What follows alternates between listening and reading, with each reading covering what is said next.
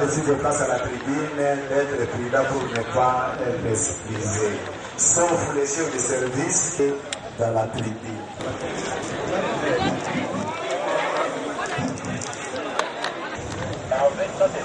Wakubwa wa siasa ambao wako hapa, viongozi vya jeshi na polisi ambao viko hapa,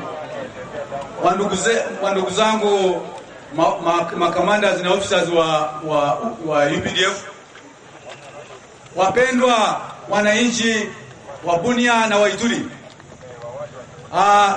leo tumekuja hapa kwa wawaga kusema kwa heri. Tulikuja hapa kwa sababu ambayo tumefafanua mara kwa mara. Wale ambao walizingatia, wale ambao hawataki kuzingatia, hiyo ni mambo yao.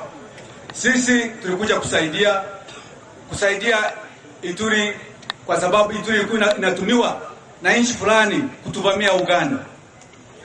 Na tulikuwa tunataka tuwafukuze haya majangili ambao walikuwa hapa kama ADF.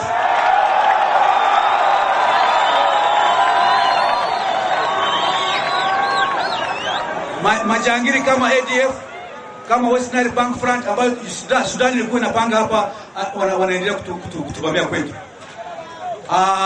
Na chingine, juzi tukagundua kwamba kulikuwa kikundi hapa wanaita People's Redemption Army ambayo kilikuwa ni wasi wa Uganda ambao wanasaidiwa na nchi fulani ambayo sitaki kutaja hapa. Wale ambao wanajua mnajua.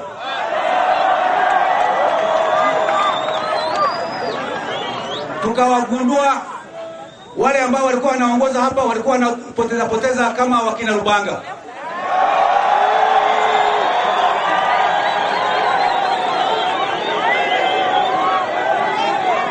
Walikuwa wanakubali kwamba kuna adui wa Uganda hapa ambao walikuwa wanaficha huko sehemu za Aboro Hills, wanawapatia silaha na vitu fulani vya kuwasaidia. Kuna na kikundi fulani sitaki kutaja hapa kwa sababu siku hizi wamegeuka, wamekuwa warafiki wetu.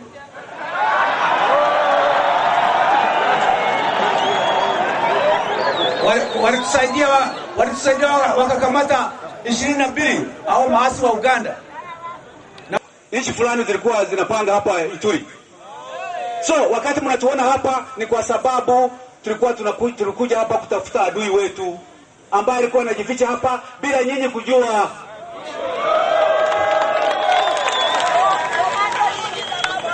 Kwa muda huu tunafikiri kwamba tumeisha wavunja nguvu. Ingalao bado wanajificha kwa pori fulani, tutawatafuta tena. Kwa sababu droit international inakubali kila nchi. Wakati naona madui kwa nchi fulani inakubali hot pursuit. Kwa Kiingereza wanasema hot pursuit. Tunaondoka. Lakini kama wanaendelea kujificha kwa mapori, tutawatafuta huko. Na tumepata warafiki wengi wa Ituri. Tuna warafiki wengi wa Ituri. Wananchi wa Ituri wanatupenda, wanapenda UPDF, wanapenda Uganda. Tuko damu moja. Hakuna yeyote atakuja hapa kutuvunja ushirikiano wa nyinyi na sisi. Tuko jirani, Uganda ni jirani, ni nchi yenu. Wala ambao wanataka mnaweza mkakuja kutembelea, mko na haki na mnajua wengi mnakuja Uganda. Hakuna mtu anaweza akavunja undugu wetu. Wanasema malezima, sitakuwa hapa. Ningependa kuwa hapa kwa sababu tumepigana kuleta amani kidogo hapa na kuhakikisha kwamba sepe hii inaanza. Mnajua nani alikuwa anapinga sepe hii? Mnamjua. Kutoka mwaka jana mpaka siku ya 6 ya Machi, wakati walitujaribu, nadhani waliona somo. Na wacha nieleze wazi. Gouvernement ya Democratic du Congo, wacha nisifu sana MONUC, wacha nisifu sana viongozi vya Ituri, nategemea kwamba mtajenga kwa vile ambayo tumeweka, ili wananchi wa Ituri waishi vizuri kama nchi zingine. Na muna utajiri. Ituri ni kubwa sana. Nyinyi wote mnaweza mkatajirika hapa kwa Ituri. Na wengine wanaingia. Kwa nini mnauana? Asante sana. Kwa heri. Mungu awasaidie. Tutaombea Mungu. Asante sana.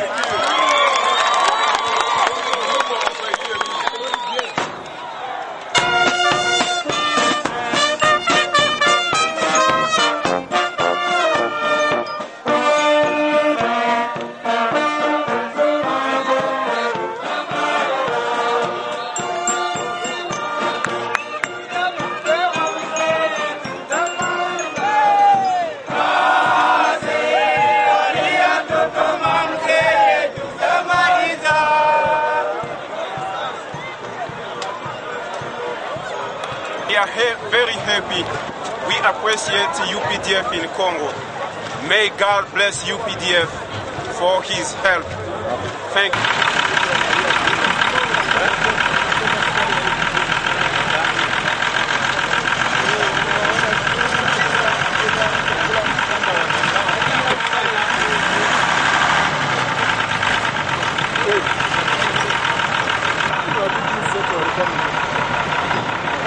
Kama sisi tuko hapa na tembeanga.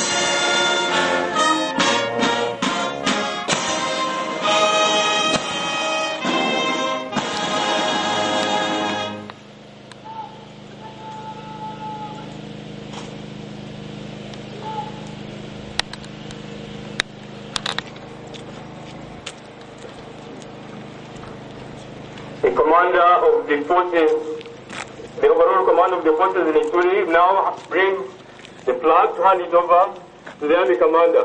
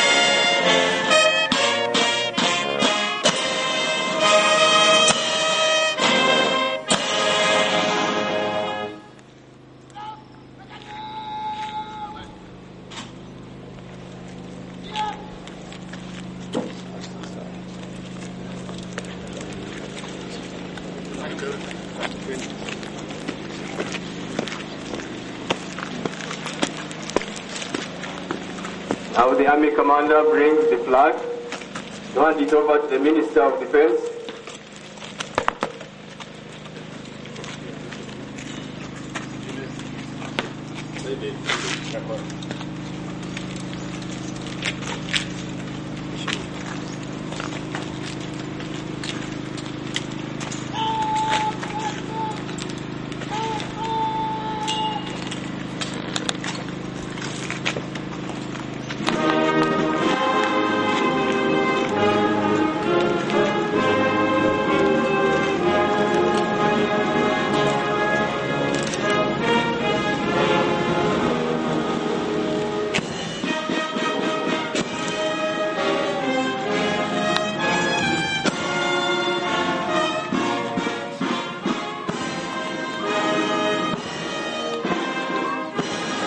5 Battalion, 3 5 Battalion, 6 5 Battalion, and attachments represented by the men before you, sir.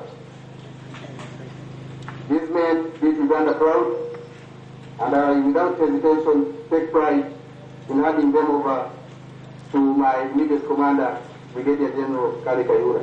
Defense attachés, distinguished members of the press has been a very big instrument in our campaign in Ituri, so I must acknowledge their presence and distinguished. All dignitaries here present, protocol observed, senior officers of the UPDF, militants of the UPDF, the gallant commanders and militants who have just come in from Bunia, ladies and gentlemen. Today, Honorable Minister, as you know, we have begun the pullout of the UPDF troops from Ituri in accordance with the calendar drawn up under the Rwanda Agreement as amended by the Dar es Salaam Agreement, which was reached between the Uganda government and the government of the Democratic Republic of the Congo. Yourself, sir, as you know, you have presented a schedule of the withdrawal of our troops to the MONUC. Some of our troops will come by air as we are witnessing today, but like Colonel says, the majority of our troops will walk back home in accordance with the schedule that we draw, sir. In fact, under the schedule, we had organized to begin flying back the advanced troops by yesterday, 24th April 2003. But unfortunately, there was a mishap at the Bunia airport, which prevented our aircraft to land. In fact, one aircraft circled the airport of Bunia because a plane which had burst his tire was stranded on the runaway. And by the time we were able, with the guidance of the Army commander, although he was here, we were able to remove it from the runaway. It was too late, the crews could not come. And then, of course, the headlines were spreading, no single soldier of UPDF had left to field. That's what I was confronted with this morning on BBC. So I was panicking. Of course, everybody, as you know, always looks for how to fall to Uganda. This seems to have been my experience in 2 months I've been in Turkey. Anyway, contrary to those who seem not to be well for us, we were able to start the program today.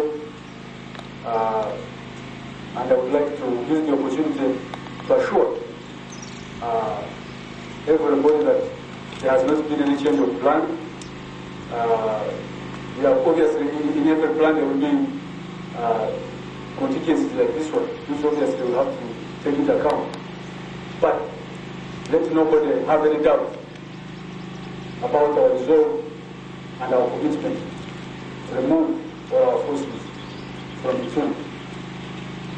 Those who are alive, as well as the fallen comrades, we are organized to bring their remains back home.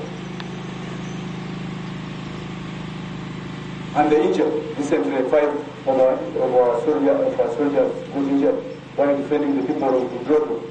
While the whole world is making noise, Udroto. We are on the ground protecting the people. And 5 of our soldiers got injured by an ambush of land combatants. And we told them here in time, some of them could have played today.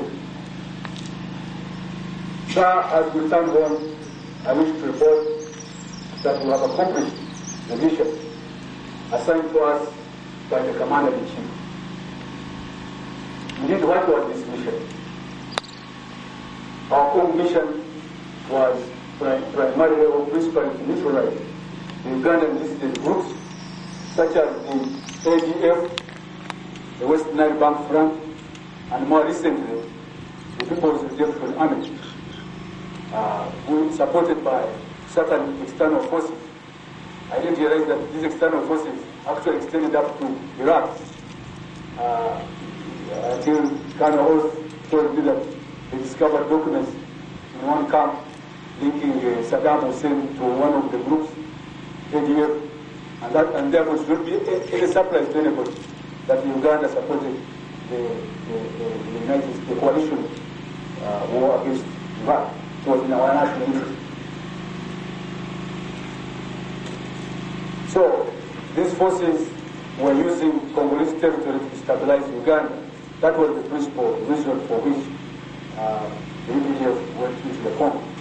Indeed, when we withdrew most of our forces from the DRC, we retained the battalion-sized force, the 53rd Battalion in Bunia, mainly because the territory of Ituri continued to be used by Ugandan dissident groups as safe haven, base, and springboard to attack Uganda. I hope this is no longer a question of speculation. It is adequate evidence for anybody who is interested. We also felt compelled to contribute to the security of Ituri as inter-ethnic fighting continued to rage on, and the United Nations, at the time we withdrew most of our forces, was not prepared to put a force in place to replace us. Indeed, had it not been for the presence of the 53rd Battalion in Bunia all this time, there would have been a bloodbath a long time ago. Because Bunia is between, basically, the land combatants are in the hills and the Hema are in the valley.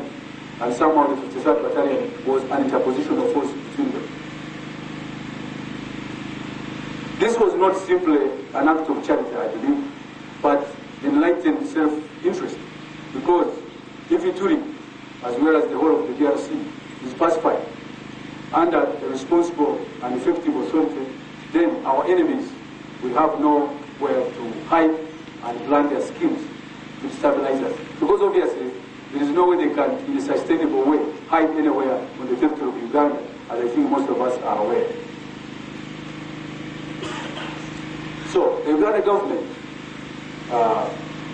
and the government of the DRC, under the mediation of the Angolan government, agreed to establish the Ituri Pacification Commission before the withdrawal of the 53rd Battalion. The commission was composed of the two representatives of the two governments, plus the government of Angola and representatives of the people of Ituri and Monu. In total, it was a commission of 177 representatives. The commission was intended to be a forum for the pacification of Ituri, bringing the warring groups as well as other stakeholders in Ituri to discuss the causes as well as finding solutions to the conflicts in the province. Specifically, the commission was tasked with establishing an interim administrative authority in Ituri and a security system as transitional arrangements are being worked out in Pretoria and Kinshasa. In fact, I went to Bunia as head of the Ugandan delegation to the IPC. The other delegates were now Lieutenant Colonel Mohozi, the sector commander of Bunia, and later on were joined by Ambassador Busho from the Foreign Affairs and Mr. Bugason from the External Service. However, as you all know, the Commission could not start because of selfish interest of certain actors in Ituri, particularly the leadership of the UPC. In fact, the Commission was supposed to have done its work and completed between September and December 2002, and the 53rd Battalion would have withdrawn in December 2002. However, Mr. Ruban kept on putting obstacles in the way of the IPC. Later, the summit in Dar es Salaam established a new calendar, which was to begin on the 12th of February 2003 and complete its work in time for the UPDF battalion to withdraw on the 20th of March 2003. However, when I reached Bunia on the 20th of February 2003, I found that Mr. Lubanga was still frustrating the IPC